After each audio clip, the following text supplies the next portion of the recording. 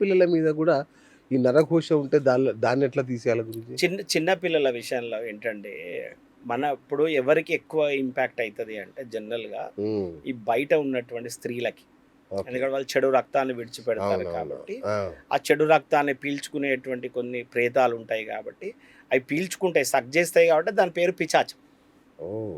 అది పీల్చుకుంటది కాబట్టి దాని పేరు పిశాచం అన్నారు. పిశాచం. ఆహా! పిశాచం అంటే ఏంటంటే పీల్చుకుంటది. ఓకే. సో, ఆ రక్తాన్ని తినేటువంటి, పీల్చుకునేటువంటి కొన్ని దుష్ట శక్తులుంటాయనేది ఒక ఇది. సరే, ఆ! దాన్ని మనం నెగెటివ్ వైబ్రేషన్ అనుకుందాం రైట్. తీరాదండి. రైట్. అవును.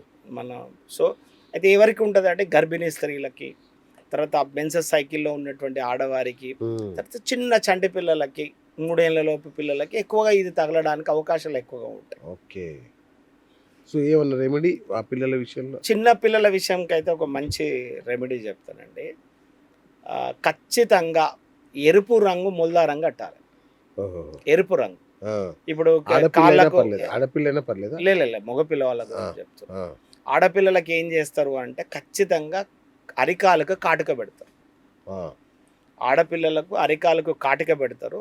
మగపిల్ల వాళ్ళకి ఎర్రటి ముల్దారం వేయాలి హ్మ్. 3 సంవత్సరాల లోపు. అచ్చా! అంతే. రైట్ గురూజీ. ఇంకొకటి చాలామంది మంచి వ్యాపారం సూపర్‌గా నడుస్తుంటది. దుమ్ము లేపుతుంటారు. సక్సెస్‌లో ఉంటారు. కానీ ఒక ఫైన్ మార్నింగ్ టపక్‌మని పడిపోతారు.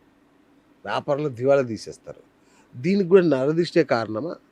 దీనికి నరదిష్టికి ఏం సంబంధం ఆ! లేదండి. తప్పది. ఆ! ఎందుకంటే ఇప్పుడు ప్రతి దాన్ని మనం దానికే ముడిపెట్టి చెప్పకూడదు కదా! ఓకే. సో, తను వ్యాపారంలో ఇప్పుడు సక్సెస్ అయిండనంటే ఏమనాలి అప్పుడు? ఆ! సరే, ఓకే. దివాలా తీసిండు కాబట్టి నరఘోష, అవును. నరదిష్టి అవును. అందాం. మరి అవును. సక్సెస్ అయిన దానికి కారణం ఏంటి? అంటే అద్భుతమైన ఏదో డివైన్ పవర్ వచ్చిందా? హ్మ్. అట్లా కాదు కదా! ఓకే. వాళ్ళ కష్టం ఉంటది. వాళ్ళ యొక్క ఇన్‌ఫ్లూయెన్స్ ఉంటది. ఆ వ్యాపారం పెట్టిన స్థలం ఒకటి ఉంటది.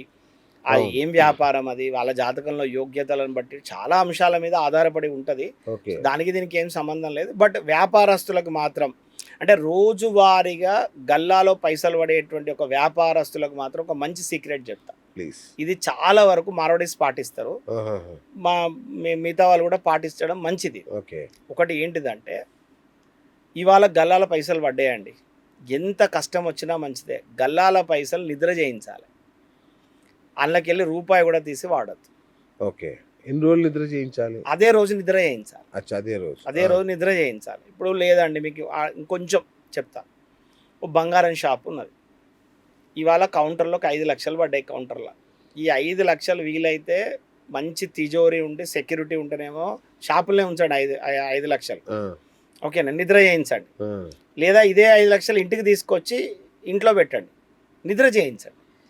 అంతేగాని ఇవాళ ఒకళ్ళకి పద్దు కట్టేది ఉన్నదని చెప్పి 5,00,000కెళ్ళి తీసి పద్దు కట్టకండి. ఇప్పుడు అన్నీ ఆన్‌లైన్ పేమెంట్‌లే కదా గురూజీ సరే, ఆల్‌మోస్ట్. ఓకే, పర్వాలేదు. ఆ! నేనేమన్ బ్యాంక్‌లో నిద్ర చేయించొచ్చా అని నేను అడగడం. మీ ఎంతో అంత కౌంటర్‌లయితే పడతాయి ఆ! గదా! రైట్. మరి అసలు పడకుండా అయితే ఉండవు ఉంటాయి. గదా! ఉంటాయి. ఏ ఉంటాయి. అవును. వ్యాపారమైనా అసలు పడకుండా అయితే ఉండదు. ఉండవు గదా! ఉండదు. ఉండదు. ఆ ఉండదు. పడ్డ పైసను ఇవాళ వినియోగించకండి.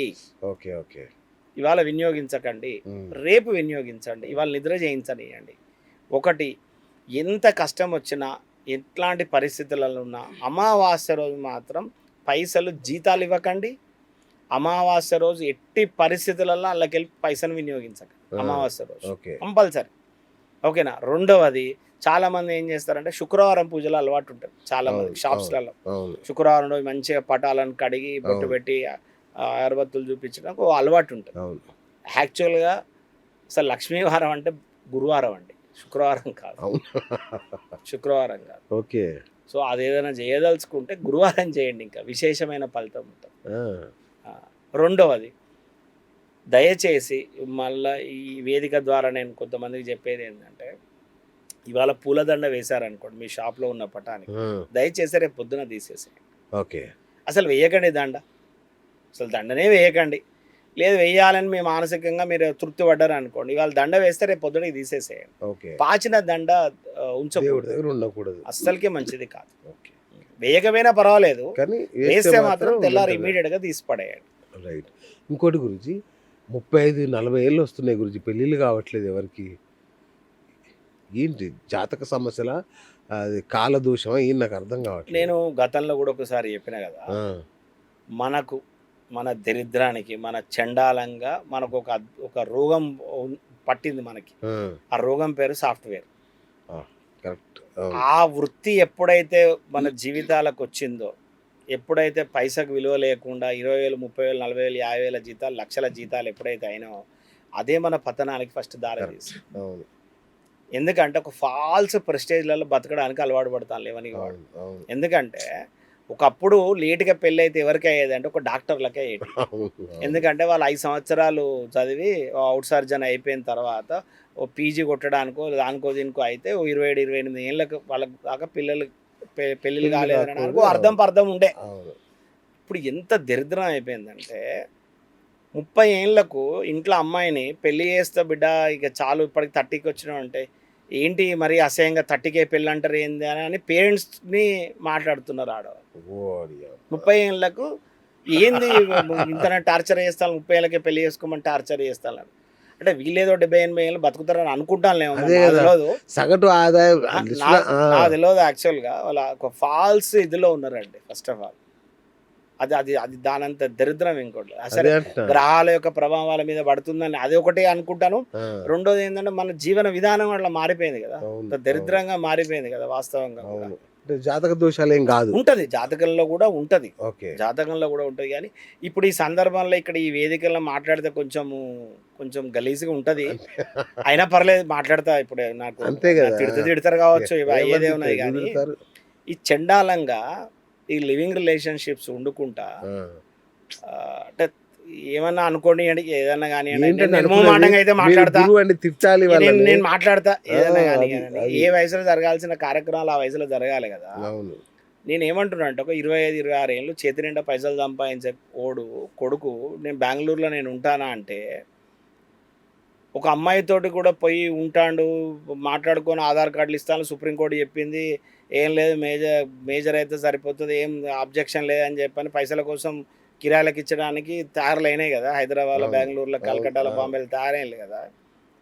అంటే కొంచెం దయచేసి నెగిటివ్ కామెంట్స్ కింద పెడతారేమో, ఏ పెడితే అయినా పెడితే పర్లేదులే. కానీ ఏంటంటే వేసుకోండి, ఒక తిట్టండి. విచ్చలు విడతనం అయిపోయింది కదా. అవును ఇప్పుడు విచ్చలు విడతనం అయిపోయింది కదా.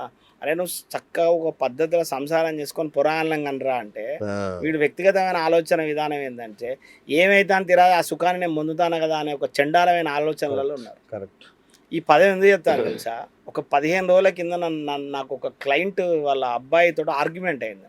ఓహో వాడు నాకు తెలిసి బహుశా ఇంటర్వ్యూ కనుక వాడు చూస్తే వాడు నన్ను కింద కామెంట్ చేస్తాడు. తిడతాడేమో బహుశా. ఏ అయితే ఇప్పుడు వాడు నాకు అంతే అయితే కదా. ఏదైతే అయితే అది. కానీ నాకు తెలిసి వాళ్ళ పేరెంట్స్ కూడా వినాలని కోరుకుంటాను రైట్. వాస్తవంగా.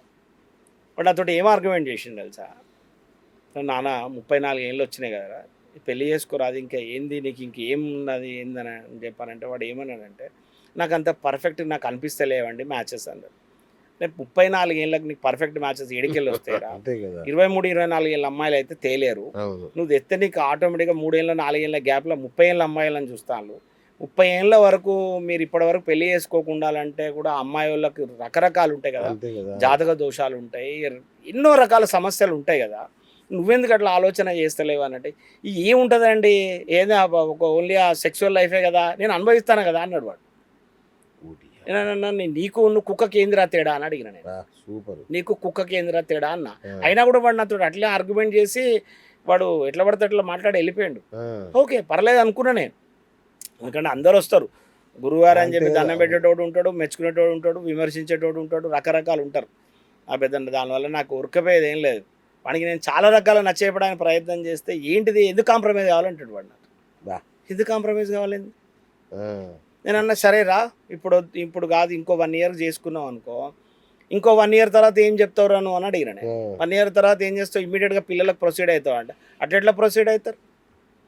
మా ఇద్దరి మధ్యలో అండర్స్టాండింగ్ ఏర్పడాలి కదా, ఓ 1-2 ఇయర్స్ చూసుకోవాలి కదా, మేము ఎంజాయ్ చేయాలి కదా లైఫ్, తర్వాత కదా పిల్లల్ని అంట.